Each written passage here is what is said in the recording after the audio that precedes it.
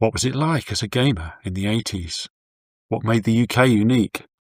What system did I have? What system did my friends have? And what games had a significant role in that history? This game had procedurally generated content and digitized speech. In the 80s, this game had a unique idea that's never been replicated in the 40 years since. This game added a unique twist to turn a genre on its head, and this game kick-started a genre that is still thriving today. Hi, Vincent here. Glad you could join me today. I thought we would indulge in a little bit of video game nostalgia as we approach the new year, or more to be a bit more precise, computer game nostalgia, because as the rest of the world in the mid-80s was starting to obsess over and wake up to all these wonderful gaming consoles by the likes of Atari and Sega and Nintendo. So you had Atari released several consoles, and then you had the Sega Master System, and you had the Nintendo Entertainment System that took America by storm, as far as I understand it. And these consoles would sit in your living room and plug into the telly. In the UK, there was a slightly different technological arms race going on. So we had our own sort of consumer electronics companies starting to appear. We had Amstrad, Dragon we had, and there was a company called Acorn Electronics, and of course the famous Sinclair, founded by Sir Clive Sinclair himself. And so in the UK, rather than games consoles, we were kind of oblivious to the existence of those around the rest of the world. We had home computers. And these home computers and the games you could play on them, they were all the rage around the children of my age in the 80s. Now, the most popular one by far was the Sinclair ZX Spectrum. This was the one that all the cool kids had, and it had tons of games, and there were magazines that children used to bring to school, show off the games. These were incredibly primitive by today's standards, but very exciting at the time because this was all new. My next door neighbour, who was the same age as me, he had a ZX Spectrum, and he used to talk about some of the games that it had on it. I'd go around and have a go. And that was the cool, super popular computer. There was also the BBC Micro, which was made by Acorn. This was supposedly like a serious computer. And I had another friend who had one of these down the road, but serious or no, we just played games on it. Of course we did. And that had its own completely different ecosystem of games, and had some really technical stuff. That it had a game called Revs, which was a driving game by Jeff Crammond, and this was like the precursor to the amazing Grand Prix series of games that he developed during the 90s. But the first step of this was Revs, an actual 3D game on the BBC Micro. It was in black and white, of course, as a lot of the BBC Micro graphics were. I don't know how many colours it supported, like 4 colours or something. And of course, the other classic that came out, I think, possibly first on the BBC Micro before anything else was Elite, like the mega space opera game that had wireframe, really fast for the time, wireframe 3D graphic spaceship, like space dogfighting and exploring the galaxy. Very exciting. And the other big genre of games that was on the BBC Micro was, there were all sorts of random quirky games, but you had text adventures, computer games with no graphics at all, just words. This would be unimaginable today. But at the time, they were really quite exciting. And I remember me and my friend would spend hours like mapping out these games and scrawling clues on bits of paper and like drawing like labyrinthine maps of how all these like various rooms was interconnect. They were fantastic, but those kind of games certainly didn't age well. And then up the street the other way, I had another friend who had a Amstrad CPC 464 it was, which was like the Amstrad equivalent home computer of these other ones. And that was kind of like the I don't know if it was a poor option, but it wasn't very good. It didn't have very many games on it, and it wasn't popular, and I don't think the games were particularly good. Anyway, around this time, I was very lucky in that one of my uncles donated to our family a Commodore 64. So my initiation into the world of home video games had begun. So the Commodore 64 really was the star of the show of this era. They weren't as popular. I think they came out later and maybe they were a bit more expensive, so not many people had them. And you can imagine me and my next door neighbour and other friends from down the road, we all used to walk to school together in the morning, and you can imagine us like traipsing down the road and like arguing about which computer was best, right? Right, children never change, do they? So, so rather than like the rest of the world, we're arguing about Sega or Nintendo. What's better? So who's better, Sega or Nintendo? For us, it was the Commodore 64 versus the Sinclair Spectrum. Those were the two front runners, really. Now, the Commodore 64 was more technologically advanced, but it was released later, so there weren't as many about, didn't have as many games, but the games it did have were better. So it kind of eventually won that arms race of the 8-bit generation. And for a few glorious years, it was, it had all the best games on it. But then very quickly, of course, by the end of the 80s, early 90s, came the 16-bit generation with the Amiga 500 and the Atari ST, and the pace of change was very rapid. But for those few glorious years, we had some wonderful games, and I'd like to dip into some of my personal favourites and indulge in a bit of nostalgia and like showcase a few of my favourite Commodore 64 games from that time. Now, the first of these was called The Curse of Sherwood. Now, this game, like all the Commodore 64 games, it came on a cassette tape.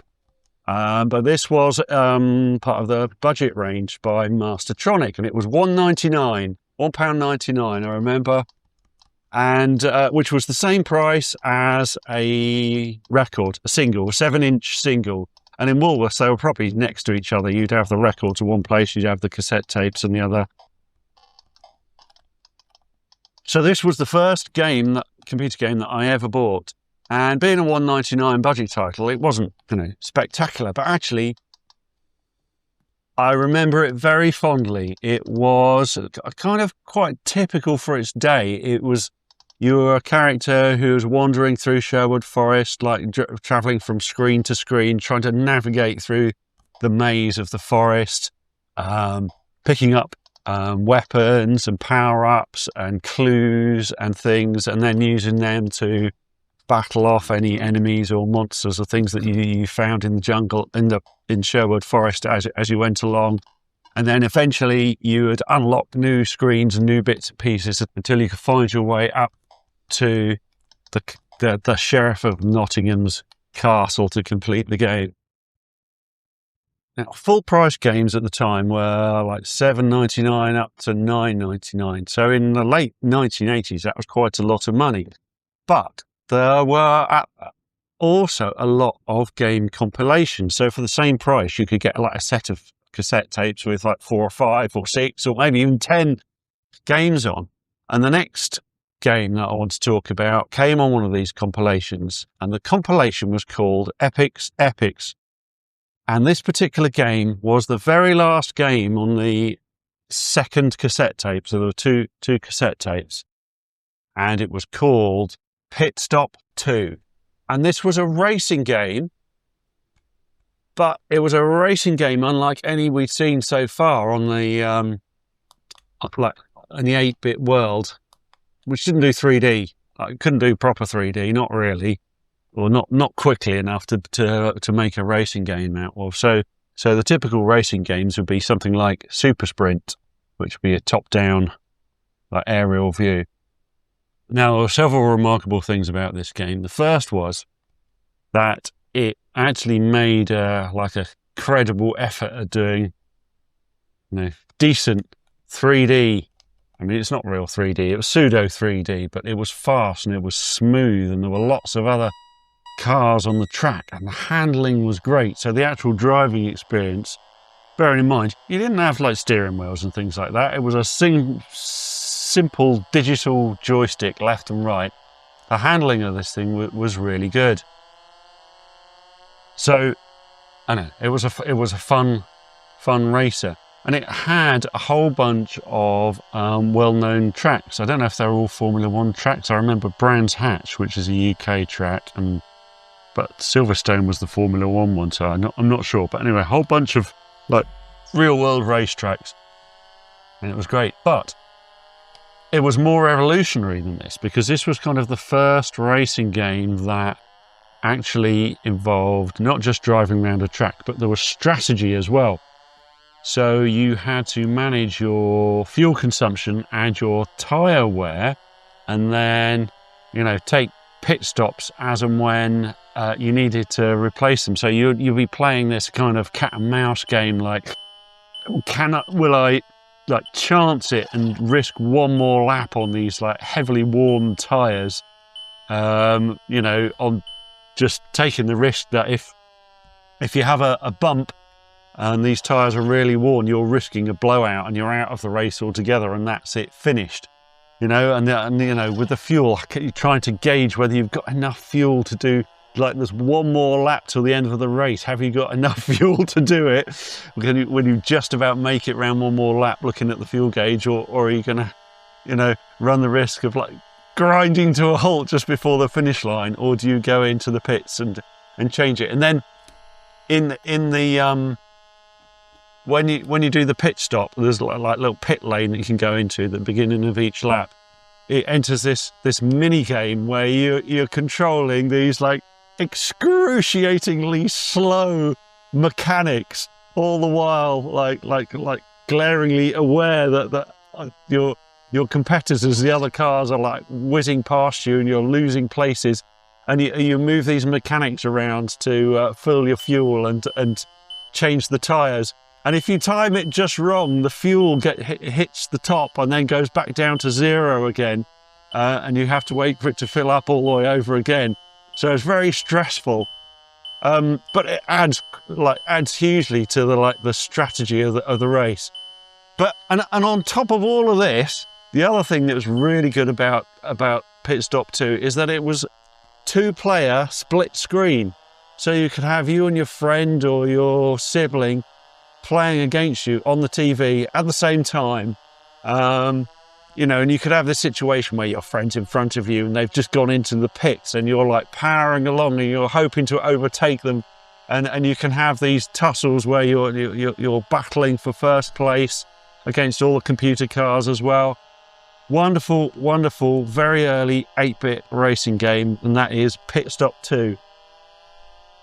Now, the next game on my nostalgia list is remarkable again for like the technical innovation of the day. I mean, these days it's super primitive, but it had the most incredible smooth running animation, movement animation of your character, and in addition to that there was actual digitized speech. Now, on an 8-bit computer this was mind-blowing, and it was a kind of adventure platform spy game, and it was called Impossible Mission.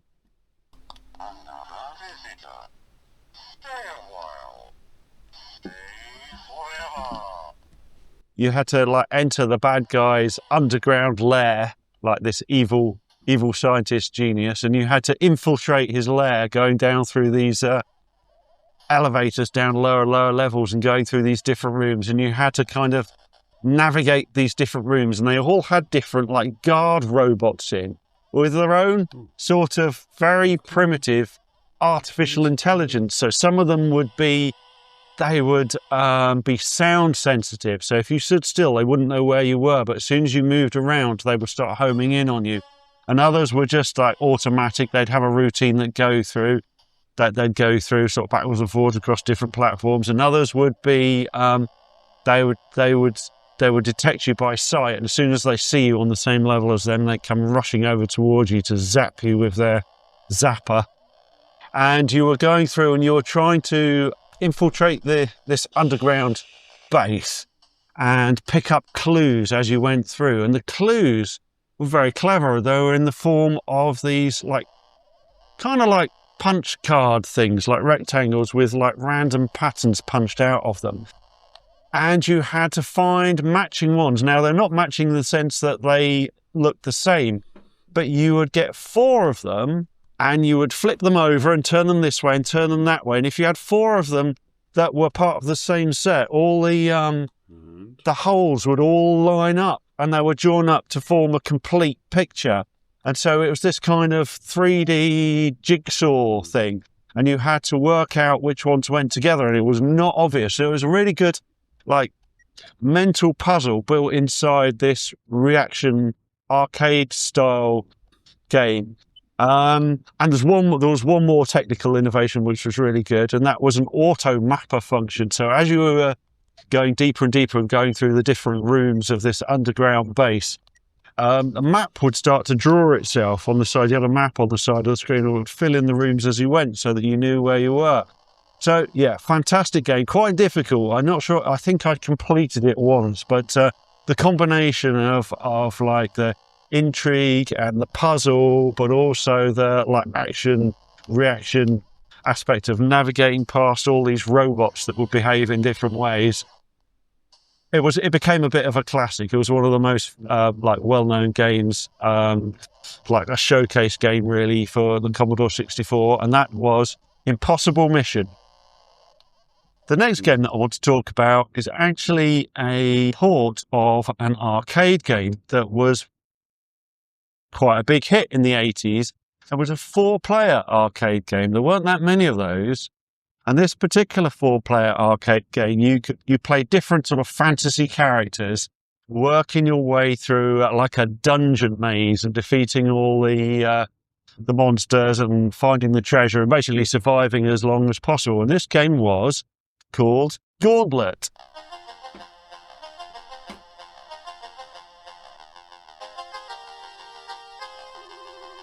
And it had a couple of sequels. There was Gauntlet Deeper Dungeons and then Gauntlet 2 that expanded the options a bit. But basically they were all the same game. And they began a franchise that's continued to this day with different variations. But these very early versions of Gauntlet had a particular charm to them. There was a top-down maze view.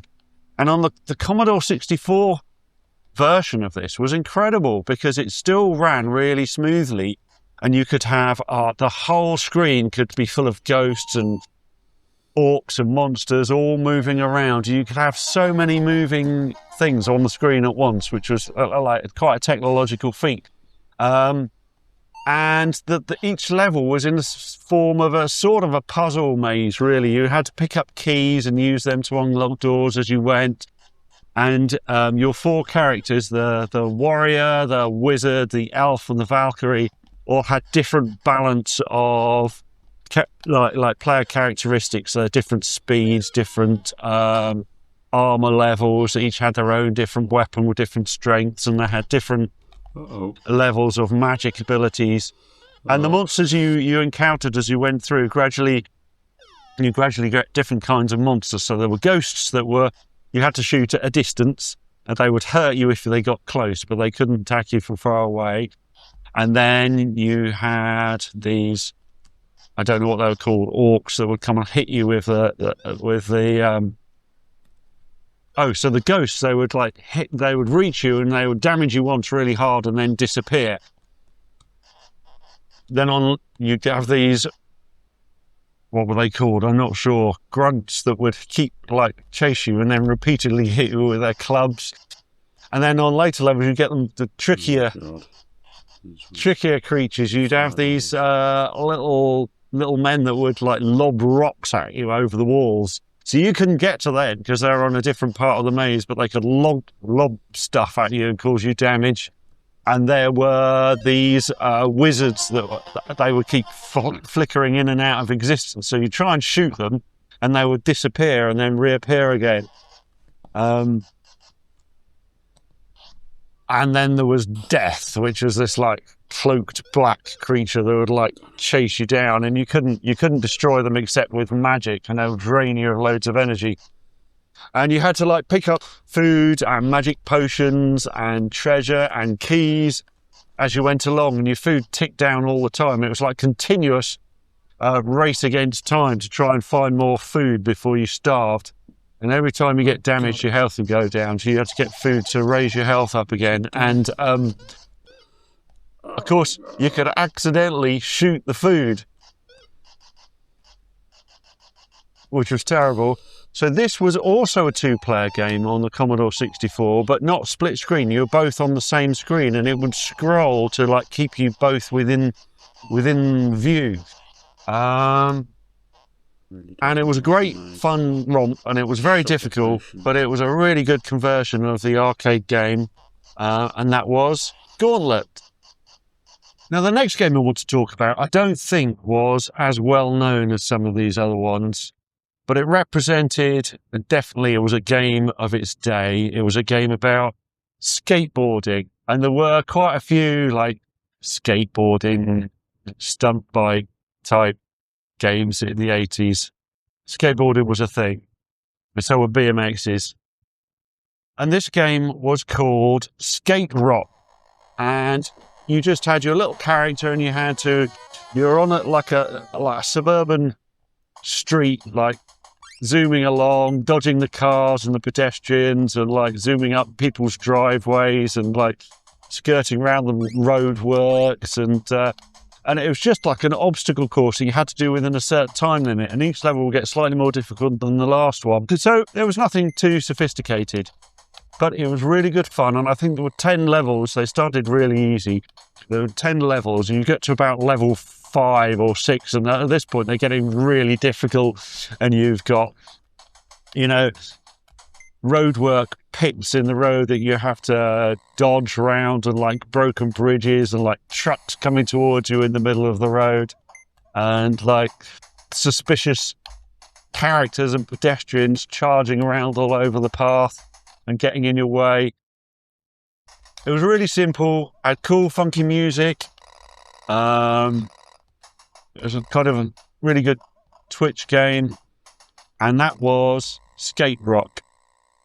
Now, the next game I want to talk about really hasn't aged well at all, because this was an early 3D graphics game, and so it was kind of dependent on the technology, which, as you can imagine, from the 8-bit era was extremely simple, but it did kind of mark the beginning of a whole genre of games that developed into the 90s, and as the technology improved, it became quite spectacular. And that is the genre of flight sim games. And this particular one I had was made by the main name in flight sim games, which was Microprose, and it was called Project Stealth Fighter.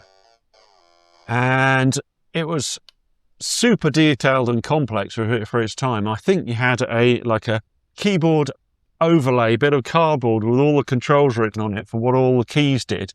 So it was a full-on flight simulator. It had a really thick manual that explained all the different types of missiles and how they operated, and how you had laser guided things and infrared and countermeasures, and air-to-air missiles and air-to-land missiles for different things, and you had so this really comprehensive sort of technical manual, and you were flying an F-19 stealth fighter, and you had to do whatever you could to keep like the radar visibility as low as possible. So you had to like fly silent, switch off all the systems while you were like flying across towards your target, and like fly down low between the hills, and like switch your radar off so you were basically invisible, and then you'd pop up and you'd switch on various bits of systems that you needed, like try to minimize your visibility as best you could. Like you'd kind of power down, you'd throttle down so that you were lurking in the shadows where no one could see you, and then you'd pop up and you'd like be bombing a bridge, or you'd be taking out a surveillance plane, or like a set of fighter craft, or a lot of sort of bombing and reconnaissance missions you had as well, where you'd have to go and take photos of a particular place. And the graphics were very, very simple, like they wouldn't stand up today, so it wouldn't really be something that I'd enjoy playing today on an emulator. But at the time, it was really exciting, partly because of this cat and mouse stealth aspect to it, where you were desperately trying to like fish your way between the like mobile radar bases, like all these different things on the ground that might spot you, and you were trying to get to your destination without being spotted, and without like waking up one of these ground surface to air missile bases that could take you down. And so it was a fantastic flight sim without like that didn't rely on the speed and the spectacular like vision of flying, but was more like suspense and tactics and stealth based. And I spent an hour on that, and that was Project Stealth Fighter. So the next game I want to talk about also hasn't aged particularly well, but it marked the start of like quite an enduring legacy and a whole genre of games that grew in popularity, and that is the genre is a role-playing game, and the game in question was the original Bard's Tale. So this, I think, ran like I don't know if it ran the official Dungeons and Dragons rule set or something similar, where you had party-based mechanics where you'd go and accumulate a group, like a band of adventurers of different character classes, your magic users and your warriors and your thief. And the quirk with the Bard's Tale was you would have a bard, and the bard has his own special abilities that weren't necessarily directly focused on combat. So you would be able to play tunes as you were going, and those tunes would give you kind of area of effect buffs that would like boost the abilities of your little gang. Editor jumping in just for a second here. I'm just want to say that if you want to emulate this one, be prepared for a fight. My original cassette tape version of this is long since gone, so I had to resort to internet measures, and the first downloadable version I got was in German, and the second one didn't work, and the third one did work, but then couldn't really run it on this thing because it entirely relies on keyboard input, so I'd just be sitting at the virtual keyboard all the time. So I thought I'd download it, put it onto an actual laptop with an actual keyboard, but then there's all these weird key mapping quirks around Commodore 64 emulators and the various keys that you need, such as backspace and run, stop and restore and stuff, such that I spent about half an hour going round and round in circles with ChatGPT, and in the end I gave up. So yeah, this one hasn't aged well. It's a fantastic game, but you might have a bit of a fight if you wanted to emulate it and try it yourself. And you'd kind of wander the streets of this town that I can't remember the name of it in Bard's Tale. Was it Scarabray? Or no, Scarabray is a real place. And you'd wander the streets, and you'd you'd get into battles with various monsters. You'd gain experience. You'd power up. You'd level up your characters. They'd get new skills. You'd get equipment and better weapons and armor and potions. And once you'd powered yourself up to some extent, you would find these ways into these different levels of dungeons beneath the city. And these are like proper maze type dungeons with like the regular Dungeons and Dragons tropes in them. And it was very atmospheric, and it wasn't the first of the genre, but it kicked off the Bard's Tale franchise, and it certainly was had a significant, what would I want to say? It marked the beginning of like the development of these large scope, long running, highly complex role-playing games with a living environment that you had to explore and complicated rules that you had to use to navigate, to manage your characters. And that was The Bard's Tale. The next game that I want to talk about is quite unique. It's not really like any other game that I can think of, either from the era or modern game. It's kind of an action puzzle game, and the objective of the game is to defuse a series of bombs that are in a building. And the game is called Deactivators. And the way this works is that you don't go into the building yourself. You remotely control a series of drones that operate autonomously, and you switch between these drones, and you see this building from the side on. You see like a number of rooms, and you can move from one room. You can control the droids in the various rooms, and some of the time it's a sort of a puzzle game. So the droids don't necessarily have full access to the whole of the building, so you're having to like chuck the bomb from one droid to another through a hatchway to get it from one section of the room to another.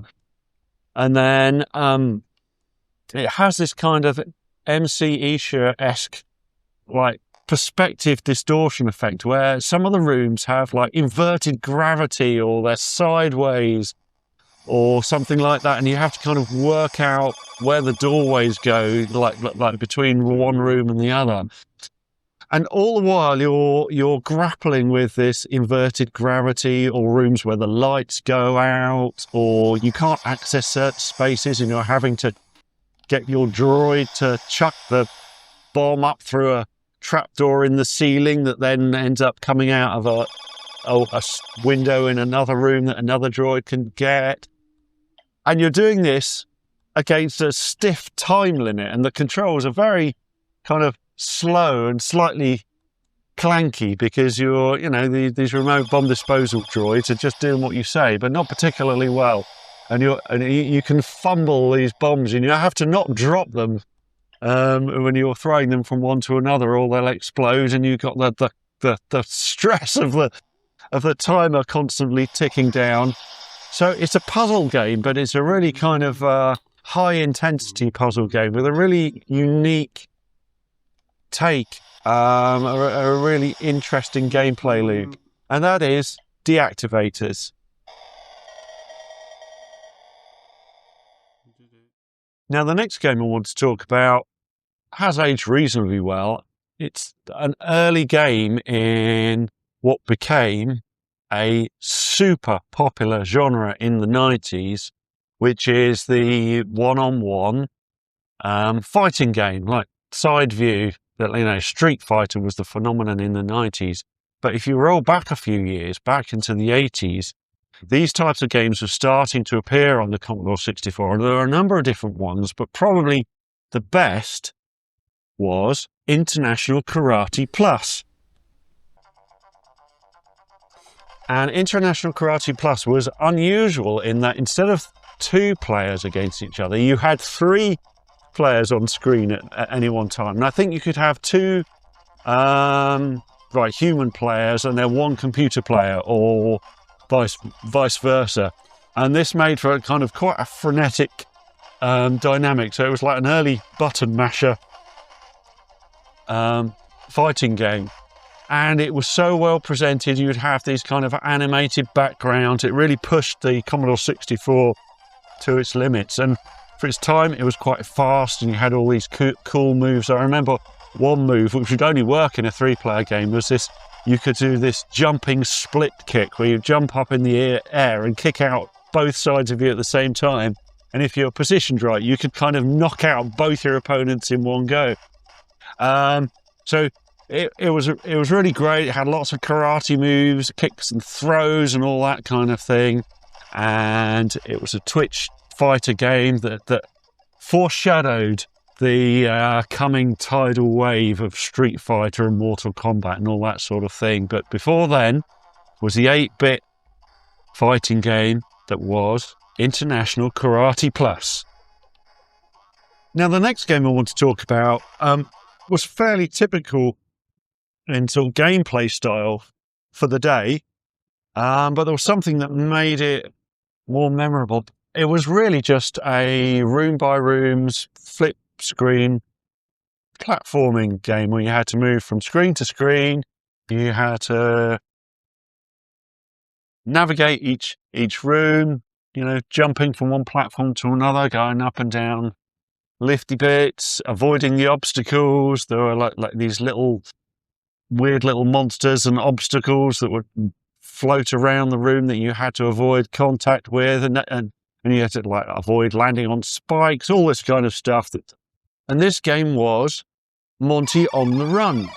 And the thing that made it a standout special game was the soundtrack. Now, the Commodore 64 had some quite sophisticated sound chip hardware, allowed it to do this subtractive synthesis stuff where you had, I think you had 3 sound generators, but you could apply all these different band pass and low pass filters and ring modulation.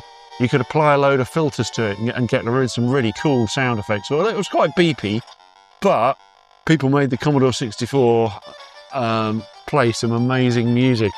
There were some games with really cracking soundtracks on them, and this was definitely a standout. Monty on the Run.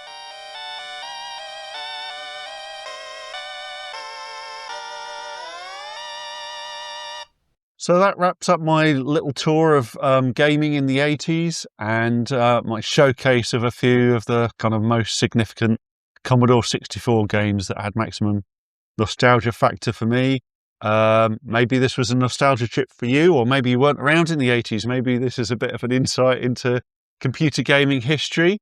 Some of these games, a few of these still stand up today and are worth digging out and playing on an emulator, such as Skate Rock or Impossible Mission as a good example of gameplay that's translated well to this day.